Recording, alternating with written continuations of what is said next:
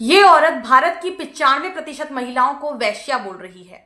मैं इसे चैलेंज करती हूँ कि अगर हिम्मत है तो मेरे सामने आए, वर्जिनिटी टेस्ट दे, जिससे पता चले कि ये जो 95% महिलाएं जिन्हें ये वैश्या बता रही है उनमें से है या जो 5% इसके अकॉर्डिंग पवित्र महिलाएं हैं उनमें से है।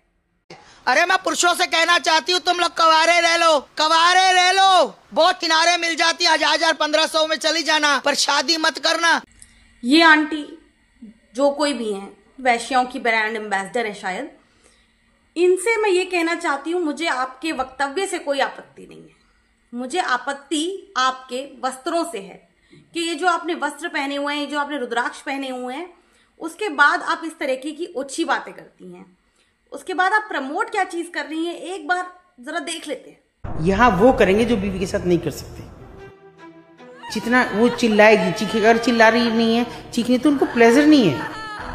किस टाइप के कस्टमर आते हैं? वो बिल्कुल थर्ड ग्रेड, जो एकदम बिल्कुल दिन भर में मुश्किल से 500 रुपए कमा पाते हैं, 250 रुपए वहाँ खर्च कर जाते हैं। घर में जाके बीवी के साथ झगड़ा करेंगे, केवल दारू पी के, इतना भर उनका काम है। यहाँ वो करेंगे जो बीवी के साथ नहीं कर सकते। वो लड़की ना करने की स्थिति में ही नहीं है।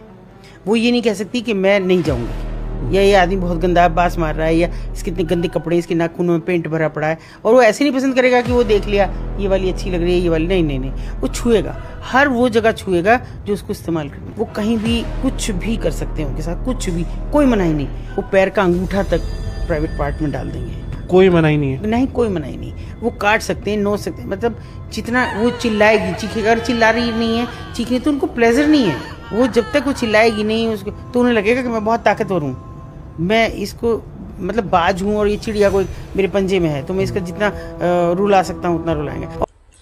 इस देश में शूद्र को शूद्र नहीं कह सकते, लेकिन महिला को वैश्या कह सकते हैं। इस देश में शूद्र को शूद्र ना कहा जाए उसके लिए कानून है, लेकिन किसी भी महिला को मुंह उठाकर वैश्या कह दिया जाए तो इसके लिए कोई कानून नहीं है। ये सारी बहस शुरू होती है जब प्रेमानंद जी महाराज और अनिरुद्धाचार्य जी का एक बयान सामने आता है। हालांकि वो बयान मैंने जब पूरा सुना तो उसमें चरित्र की जो बात हो रही है वो महिलाओं और पुरुषों दोनों के लिए हो रही है। तो जो अनिरुद्धाचार्य जी ने कहा है वो भी महिला और पुरुष दोनों के लिए कहा है, और जो प्रेमानंद जी ने कहा है वो भी महिला और पुरुष दोनों के चरित्र के लिए कहा है। उसका एक पार्ट काट के जो है सोशल मीडिया पे सर्कुलेट किया जा रहा है। लेकिन अब एक आंटी जी, भगवा पहनी हुई एक आंटी जी सिर्फ महिलाओं को किस प्रकार से कलंकित कर रही हैं और सुप्रीम कोर्ट के एक बयान पर, सुप्रीम कोर्ट के एक आदेश पर किस तरीके से अपनी जो है प्रतिक्रिया दे रही हैं, वो भी धर्म जानने के बावजूद, धर्म का ढोंग करने के बावजूद।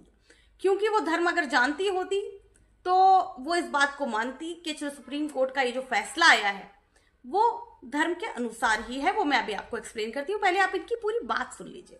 ये धोखे से हुए हुए बच्चे हैं, जो आज ये डिस्को बार क्लब वाले हैं ना, ये धोखे से हुए हैं। ये धोखा खा गए माँ बाप, और ये आगे भी धोखा, दूसरे लोगों को धोखा दे रही है। बयान अभी मैंने वकील के मुंह से सुना हाई कोर्ट का, कि अगर किसी लड़की के बॉयफ्रेंड से बच्चा होता है तो उसका जो अधिकारी है उसका पति रहेगा, बॉयफ्रेंड का कोई मतलब नहीं। सुना होगा आपने, अभी मेरे पास किसी ने रील भेजी कि उसका पालन पोषण उसका क्यों मुंह मारे सूरी कहीं बाहर जाके, नार कलकनी मुंह मारे यारों के साथ, और पति पाले बच्चा। क्यों पाले? अरे मैं पुरुषों से कहना चाहती हूँ, तुम लोग कवारे रह लो, कवारे रह लो। बहुत किनारे मिल जाती है, 1000-1500 में चली जाना, पर शादी मत करना जो अपने बॉयफ्रेंड का अंश ला कर तुम्हें दे दे के तुम बाप हो। कभी मत करना ऐसा काम, ये गंदी महिलाएं गंद मारेंगी। देख परख के करना, और सबसे पहले ये देखना कि कहीं इसका कोई बॉयफ्रेंड तो नहीं रहा। अभी तो रुको, बात अभी खत्म नहीं हुई, क्लाइमैक्स अभी बाकी है। इससे पहले कि मैं आपको आगे का सुनाऊं, मैं इन फोटो में जो आंटी जी दिख रही हैं इन्हें चैलेंज करती हूँ, आप पूरी ट्रांसपेरेंसी के साथ किसी भी इंडिपेंडेंट संस्थान में जाके अपना वर्जिनिटी टेस्ट कराइए, रिपोर्ट को सार्वजनिक करिए, ताकि आपको सुनने वाले सारे लोग जान लें कि आपका कोई बॉयफ्रेंड तो नहीं था। 5% सही लड़कियां होती हैं, घर पे बैठी हैं, इज्जत से बैठी हैं। प्रेमानंद जी की बात, अनिरुद्धाचार्य की बात से दर्द नहीं हुआ। क्यों नहीं हुआ? कोई बॉयफ्रेंड नहीं, किसी के बिस्तर पे नहीं, ओयो पे नहीं, बस स्टैंड पे नहीं, ओला में नहीं, यहाँ से ओला में उतरी, दूसरी ओला में बैठ गई, यहाँ ओयो से निकली, दूसरे ओयो में बैठ गई, बस दर्द होता है सच्चाई पे। सबसे भेष तो साध्वी का है, पर वजन देख के लगता है कि 100 चूहे खा के बिल्ली हज को चली। लड़कों को तो कह दिया कि देख परख के करना, कहीं इसका कोई बॉयफ्रेंड तो नहीं रहा। लड़कियों को तो क्यों नहीं कहा कि देख परख के करना, कहीं इस लड़के का कोई पहले का बैकग्राउंड तो नहीं रहा, कोई गर्लफ्रेंड तो नहीं रही। लड़कियों को तो नहीं कहा है, क्योंकि लड़कों से कोई फर्क नहीं पड़ता क्या। मैं तो ऐसे ऐसे लड़कों की शादियों में भी गई हूँ जिन्होंने जो है शहर में, गाँव से उठ के आए, शहर में नौकरी की, शहर में अपना पढ़ाई लिखाई की, और उस दौरान 4-6 गर्लफ्रेंड बना बना के छोड़ दी, और उसके बाद गांव में जाके कर लेते हैं अरेंज मैरिज, मोटा दहेज लेते हैं। ऐसे पतियों का नहीं कोई कह रहा कि भाई इनका क्या चरित्र है, इनका क्या है ना, उनको नहीं कोई कह रहा, लेकिन लड़कियों पे सारे कलंक लगाने हैं। सुप्रीम कोर्ट अगर ये कहता है कि अगर आपकी पत्नी का बच्चा होता है, अगर वो गर्भवती होती है और आपका बच्चा होता है तो भी ठीक, और अगर वो बच्चा आप मानते हैं आपका नहीं होता है तो भी ठीक, उसका खर्चा भी आपको देना पड़ेगा और उसको अपना नाम भी आपको देना पड़ेगा। तो ये जो कानून है इसकी आवश्यकता क्यों है, पहली चीज ये, और दूसरा ये क्या शास्त्र अनुसार, सनातन धर्म के अनुसार उचित है तो कैसे उचित है, इस पर भी हम आज विचार करेंगे। पहली चीज, अगर कोई भी डिस्प्यूट पति पत्नी में होता है और वो कोर्ट पहुंचता है, तो सबसे पहली चीज जो पति बोलता है वो बोलता है कि इस स्त्री का चरित्र खराब है। चाहे कोर्ट पुरुष जाए या चाहे कोर्ट स्त्री जाए, किसी भी डिस्प्यूट में, इनफैक्ट घरों में भी आपने देखा होगा, जरा सा झगड़ा हुआ नहीं स्त्री के चरित्र पर, पुरुष तुरंत आ जाते हैं। तो अगर बच्चा आपका है और आप ये बोल के खर्चा देने से मना कर देते हैं कि बच्चा आपका नहीं है, तो इससे एक तो बच्चे पे गलत प्रभाव पड़ेगा, दूसरी चीज, और उतने टाइम तक के लिए जो माँ बेचारी विवश है, जो हाउसवाइफ है, वो क्या करेगी? जो एक बच्चा नहीं कमा सकता उसका क्या करेंगे बताओ? तो तब तक का उनका खर्चा आप नहीं देंगे तो वो लोग कैसे जिएंगे? पहली चीज तो ये है, इसलिए बहुत जरूरी है कि इस तरह के कानून आए। और दूसरा, आजकल का जो लाइफस्टाइल है, ये शराब पीना, हुक्के पीना, सिगरेट पीना, बीड़ी पीना, और जो खान पान आप लोगों का है, तो उस हिसाब से ज्यादातर पुरुष बहुत जल्दी बच्चा पैदा करने में नाकाम हो जाते हैं। और बहुत सारे पेरेंट्स, किसी भी आईवीएफ वाले सेंटर में आप जाके देखिए कितनी भीड़ लगी हुई है, बहुत सारे पेरेंट्स आईवीएफ का सहारा लेते हैं। और कई बार स्पर्म डोनेशन के थ्रू बच्चा पैदा होता है, कई बार जो है कोई आईवीएफ में गलती की वजह से बच्चा पैदा हो जाता है, और हो सकता है उसका डीएनए फ्यूचर में जो फादर है उससे मैच ना करे। ऐसी सिचुएशन में क्या आप स्त्री को कलंकित करेंगे? नहीं कर सकते आप। तो ऐसी सिचुएशन से भी बचने के लिए सीधा कानून बनाना बिल्कुल सही है, और शास्त्र अनुसार ये बिल्कुल उचित भी है। क्यों? क्योंकि आप देखिए, शास्त्र अगर ये कहता है, ये अगर लिखा हुआ है कि स्त्री जन्म से ही चरित्रहीन है, स्त्री का जो चरित्र है वो चरित्र तब तक सुरक्षित है जब तक उसमें उसके किसी पुरुष का संरक्षण उसे प्राप्त है, तब तक उसका चरित्र पवित्र है। जन्म से लेके विवाह तक पिता का दायित्व है कि जो स्त्री है उसका चरित्र कलंकित ना हो। उसके बाद उसके पति का दायित्व है कि उसका जो चरित्र है वो कलंकित ना हो। और उसके बाद जो है वृद्धावस्था में पुत्र का दायित्व है कि स्त्री का चरित्र कलंकित ना हो। क्योंकि क्यों कहा शास्त्र ने ऐसा? क्योंकि स्त्रियों को भगवान ने कैसे निर्मित किया है? भावनाओं के साथ निर्मित किया है। और स्त्रियों को जो है एक भावनात्मक, जिसे कहते हैं, बोलने में मैं सोच रही हूं कंट्रोवर्सी ना हो इस पे, भावनात्मक रूप से मूर्ख स्त्रियों को बनाया गया है भगवान द्वारा। और ये जो भावनात्मक मूर्खता है स्त्री की, इसी कारण से पुरुष के प्रति उसकी जो भावनाएं उमड़ती है ना, समर्पण जो उमड़ता है, वो इसी मूर्खता के कारण उमड़ता है। अन्यथा जो पुरुष है, अगर हम देखें तो जो पुरुष है वो कहीं से भी समर्पण के योग्य नहीं है। तो भगवान ने बनाया है भावनात्मक मूर्ख स्त्री को, ताकि जो है उसके भीतर जो है पुरुष के लिए प्रेम आ सके, उसके लिए समर्पण का भाव आ सके, ताकि जो परिवार है वो चल पाए, बच्चे पैदा हो पाए। नहीं तो अगर स्त्री में बुद्धिमता आ गई तो वो समर्पण का भाव पुरुष के प्रति त्याग देगी और भगवान के प्रति समर्पित होगी। समझ रहे हैं आप? तभी तो आप देखिए, स्त्री का अगर चरित्र होता तो आप आए दिन देख रहे हैं सास जो है जमाई के साथ भाग जा रही है। कुछ ना कुछ, मतलब स्त्रियों का तो खैर, जो स्त्री जिसने शास्त्र नहीं पढ़े, जिस स्त्री ने ज्ञान प्राप्त नहीं किया, वो मूर्ख ही है, जन्म से मूर्ख ही है।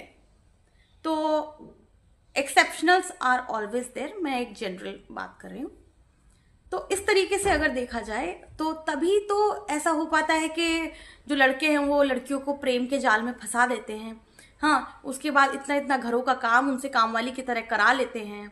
तो ये कौन किनसे करा पा रहे हैं? वो जो मूर्ख स्त्रियों से करा पा रहे हैं। भावनात्मक रूप से जो मूर्ख स्त्रियां हैं वही पुरुषों की गुलाम बन रही हैं, बिल्कुल बनेंगी। वही जिन्हें आप कहते हैं ना संस्कारी बहू, उसका डेफिनेशन क्या है? उसका डेफिनेशन ये है भावनात्मक रूप से महामूर्ख बहू, महामूर्ख। तो वो आपको चाहिए। खैर, अब मैं थोड़ा इलैबोरेट करूंगी कि शास्त्र के अनुसार अगर पति का बच्चा होता है तो भी वो आपका बच्चा है, अगर पत्नी का किसी भी तरीके से बच्चा होता है तो वो पति का बच्चा माना जाएगा। देखिए, शिव जी और माता पार्वती का योग विधि से एक पुत्र उत्पन्न हुआ जिसका नाम कार्तिकेय, ठीक है, सब जानते हैं। उसके बाद भगवान गणेश जी किसके पुत्र हैं? शिव जी के, माना जाता है ना। भगवान गणेश जी को शिव जी का पुत्र माना गया है। बायोलॉजिकली वो शिव जी के पुत्र हैं नहीं। महादेव वर्षों की तपस्या में थे, तब जाके माता पार्वती ने मैल से गणेश जी को उत्पन्न किया। और जब वो वर्षों की तपस्या से लौटे तो जो युद्ध हुआ, मैं उसमें ज्यादा डिटेल में नहीं जा रही हूँ। अल्टीमेटली उन्होंने वो जो चाइल्ड है उसको स्वीकार किया, जो उनके लिए उनका बायोलॉजिकल चाइल्ड नहीं था। ठीक है, क्यों किया? मेरी जहां तक बुद्धि है, मैं समझ पा रही हूं कि उन्होंने इस बात को माना होगा कि ये मेरी गलती है। अगर मैं एक स्त्री को कैलाश पे अकेला छोड़ के वर्षों के लिए छोड़ के चला गया हूं, तो उसके बाद मैं वापस आ रहा हूं इतने वर्षों बाद, तो एक पुत्र भी मुझे मिलता है रेडीमेड, तो स्वीकार करना ही पड़ेगा, और कोई ऑप्शन नहीं है ना। उसके बाद महादेव दोबारा तपस्या पे, लंबी तपस्या पे जब गए, तो माता पार्वती ने कल्प वृक्ष से अशोक सुंदरी को प्राप्त किया। अब वो भी महादेव की एब्सेंस में, तो अशोक सुंदरी को भी महादेव ने अपनी पुत्री माना कि नहीं माना? मानना ही पड़ा, क्योंकि अगर जो संतान है वो माता की संतान है तो उसके पिता का नाम तो महादेव ही होगा, कोई और तो नहीं हो सकता ना। आप कल्प वृक्ष को तो पिता नहीं कह सकते, आप मैल को तो पिता नहीं कह सकते, किसी को नहीं कह सकते ना। जो पति है उसी को संतान का पिता माना जाएगा, शास्त्र अनुसार यही है।